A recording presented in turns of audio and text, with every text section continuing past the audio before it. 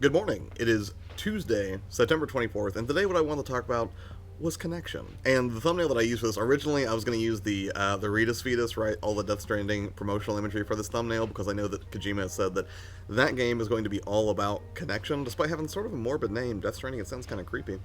But nonetheless, I figured, even though I thought that was a fun thumbnail to potentially use and that some people would get that, I also thought it was a little too creepy. So I opted to go with a shot of the Animus from the Assassin's Creed series, because I know that that's also about connection, albeit, with the past, which might not be the direction we're going today, but nonetheless, I thought it was interesting imagery, so that's why. But I also thought it was very interesting, for another reason, is that I talk in the thumbnail about how to connect with people, right? But then I just show, like, one person completely in this void, and I thought that was, after I made it, I was like, that kind of makes sense, right? Because sometimes YouTube can feel very isolating and lonely, especially if you're just starting out and you haven't connected with anybody yet. So I thought that made, kind of made sense accidentally almost. Dad, good morning. Sushi, hello. Caitlin, what's up?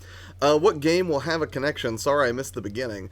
It was Death Stranding. Death Stranding is a forthcoming game from Hideo Kojima, the same cat that made the Metal Gear Solid series, and that's his new game, kind of striking out on its own. That's going to be dropping November, I believe. But it's got some very creepy imagery associated with it. But I didn't want to talk about creepy stuff today necessarily, but rather just wanted to talk about how to connect with people. Rob, what's up, man? Thanks for swinging in. So, when it comes to what you put out on YouTube, a lot of the time I'll fall back on one of two things that I talk about almost predominantly when it comes to the video content that you actually put out, and that's usually production value versus content value. Production value being what kind of camera are you using, are you well lit, do you have good audio quality, all the sort of technical nuance that goes into making a video so that's just pleasing to watch at a technical level. And then there's content value, right? Is the content that you put out, if you had none of that, if you had no good production value and all you could do was communicate your message and it might not look the best or sound the best, is the core of what you're offering still good? Which I think is way more valuable than production value. But something that I haven't really talked about much, and I think is even more important than those two things, is connecting with your audience. Connecting, well, more basically, or more to the point, with people. The same way I connect with you every morning whenever I do these streams, whenever I do gaming streams and things like that, or whenever I respond to comments. So what I thought would be a good idea to talk about today are some of the reasons, some of the reasons it is important to connect with people, and then some practical ways you can do it with the content on your channel and the way you kind of put yourself out there as a YouTuber. So that's kind of what's on the docket today. Beck says, creepy, you're hello, Chips. How are you today, sir? Can't wait for Friday. Wait, what's Friday? What's happening on Friday? I don't know if I'm missing a major game release right now, but yeah, that's kind of what I wanted to get into today. And, in terms of, like, what connecting with people actually means, like, let's talk about some of the things that, what a connection with somebody actually is. It's not simply the means of communication, although I'm going to talk about that in a second. But when you connect with people, the thing that, I almost could have slid this point into the thing where I was like, how not to be a robot and how to be more human, because that's one of the things that human beings value is connection with each other, right? Community. And that same thing scales to the digital world as well, where most of us do our work on YouTube. But to connect with another person, one of the things that you have to do, or I think that kind of goes along with that, is you have to be a little bit vulnerable. And, that's a really scary thing, because when we're vulnerable, we're basically putting the most sensitive pieces of ourselves out there to see if somebody else responds to it, whether that's, as a friend in a romantic way, or if you're talking to an audience regularly on YouTube. Part of the thing that, allows people to connect with you and get to know you better is when you're willing to kind of be open and honest and transparent. And, I'm not saying you have to lay out your entire life story or all the most horrifying parts of yourself necessarily, but if all you ever come across as is just somebody who's just like, it's almost just like a perfect facade or veneer of, just being somebody who's, approachable and kind. I'm not saying those things are bad, but if you don't have, any sort of, soft response that you're willing to kind of, connect people to, I think that can be kind of a hard sell to get people to see you as a person and not just like a talking head on a screen. So the thing is, though, like, that's a way more difficult concept to communicate or to act on digitally than it is in person, right? In person, you can say, hey, how you doing? You can, shake someone's hand, give them a hug, whatever. Can't really do that on YouTube, right? It's a little bit more difficult. And one of the first things that I would say that is a good way to do it is live streaming, right? This is a very active connection format, right? This isn't like you make a video and you upload it and then maybe comments will trickle in later and then you can kind of respond to them at your leisure later, right? Because it's very desynchronized, right? It's something that's very asymmetrical. It's, maybe someone will talk to you and maybe you'll talk back to them and you don't really know when it's going to be. But in live streaming, you are completely vulnerable, right? I can't stop anybody from just saying anything completely random in the chat right now. I mean, you have a little bit of control, I guess, and if you have good mods in here, which I do, they could kind of keep things from getting too crazy. But it's inherently a very scary format, and especially if you're somebody who works in the video game space, and if you sort of fit that stereotype where a lot of gamers do tend to be introverted, and if they like the idea of toying with YouTube, it becomes a very scary, intimidating thing. That can be kind of rough. Something says, people scare me, I will hide in my cave, right? And then that's something that's easy to do, because, I mean, don't get me wrong, sometimes people could be absolute savages, right? Not everybody's amazing, but, you know what I mean. Mick says, I came in and the first thing you said was creepy. Well, no, I'm not saying, like, the concept is creepy. I mean, I guess it could be, but I just meant the thumbnail that I was using, or considering using, was kind of creepy. I have an SSD meeting, and I'm getting broken Yu-Gi-Oh! Card I got for $2, the 2020 Magic Builder Kit. Nice. Sounds like a good Friday to look forward to. Hello, Erno. How you doing this morning? So yeah, live streaming is definitely a good way to do that. Another way you can do that, because you can't always live stream 24/7, even though I'm kind of only live streaming now through Halloween, but generally what I'm saying is a lot of people don't exclusively live stream, they don't exclusively do pre-produced content. It's usually some mix of content, that's in the middle. And when it comes to pre-produced content, you can still have a deeper connection with the audience as long as you're willing to keep your focus on the viewer. And what I mean by that, and some people take issue with this, like I've heard two schools of thought that get tossed around most often when it comes to creating YouTube content, or video content period, or anything on the web, I guess, is that if you make stuff, you should never make stuff for the audience. You make the stuff that makes sense to you, and if people love it, great, and if not, they can sort of take off. And then the other school of thought is you make stuff for the audience. You try to fulfill their needs with everything that you put out. You make it your mission to entertain, inform, to bring them something of value all the time. And honestly, I think the answer is a little bit of both. I think it's somewhere in the middle, right? If you're making stuff you absolutely can't stand, of course you're not going to want to keep doing it, because it's going to become like this boring, horrible grind. And in all likelihood, if you're already in that headspace, you might also be in the headspace of if it's not fun, you're not going to keep doing it. It's very hard to remain consistent when the work that you're doing isn't fulfilling to you. So yes, it's a bit of both. On the flip side, if you're only making stuff for other people, that's also a recipe for burnout, because you might have to start making content that you don't like because you're obsessed with keeping those numbers high, like watch time or viewer retention or subscriber base or revenue or whatever it is.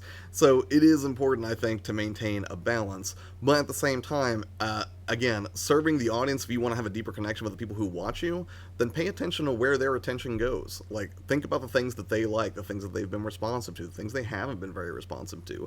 And you can make tweaks to your content around that without completely betraying, the kind of content that you enjoy making. It's just, you have to find, where that divide is, where the compromise is, I guess. Quick Sam, what's up, man? How you doing today? I'm teasing you a little, I'll be sure to ignore you next time. You're a savage anyway, be right back. Oh, Beck? Can be. We all can be, right? It's human nature. Takalaka Gaming, welcome back. Hello, how you doing today? Hi, Josh and fellow creators. Hope y'all are having a great day. It is off to a great start. I've got some coffee here. I'm very, very glad to have it.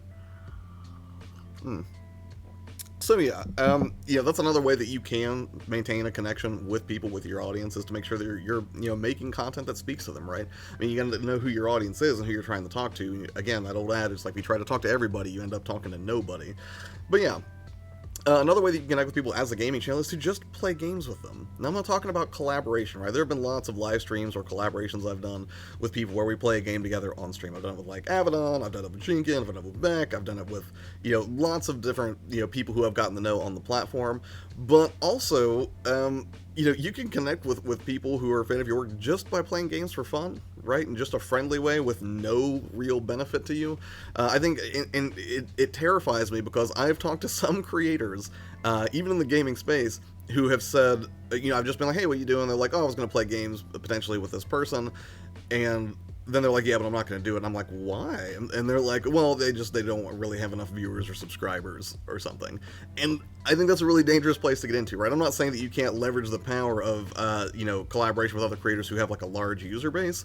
But if your only goal in playing the game is to find some benefit for yourself to up your own numbers, I just don't think that's a good spot to be in, right? I think that very much detracts from your humanity, and ultimately doesn't put you in a good headspace, because then I think you just start looking at people as numbers, and that's something that I never really want to do on this channel, or really ever. I don't want to look at a human being and just assume because they're virtual, or because they're not somebody who's within my immediate sphere of connection, like in real life, that somehow they're less valuable, or they're only valuable to me in terms of what benefit can they bring me. the core of gaming for me is to have a good time with it. And, that good time is usually better shared with friends. And you can make a whole lot of friends on YouTube really, really quickly if you're doing a gaming channel. Quick thing says, great, today is my wife's birthday. Happy birthday to the wife. That's tremendous. I'm sure you guys are going to celebrate in some magnificent way, I have no doubt. Lola says yes. No, not T. I'm not like, dishing on anybody or anything like that. I'm just saying that, whenever I've heard a mentality like that, like, I understand it fundamentally as a creator, right? You're always looking for that next opportunity or the next way to create a piece of content that's going to resonate with people or find some way that you can grow. But for me, that starts to cross the line, right? I'm not going to say, like, every time I play a video game, it better bring me some benefit. No, I mean, there are lots of games that I play offline, and I'll intentionally put myself offline because I want that as, just me time to enjoy a particular experience without connecting to anybody. Or sometimes, I have friends in real life who just want to play a game, and I have no aspiration to stream that experience, right? I just want to hang out with my friends and play Rocket League, for example. Chip says it's all about the connection. Absolutely. I completely agree with that statement. Sushi says, this live stream speaks to me mostly because Josh literally says our names and speaks to us. Right. And that's a powerful thing. Like, I've heard it said that the sweetest sound in the world to anybody is their own name.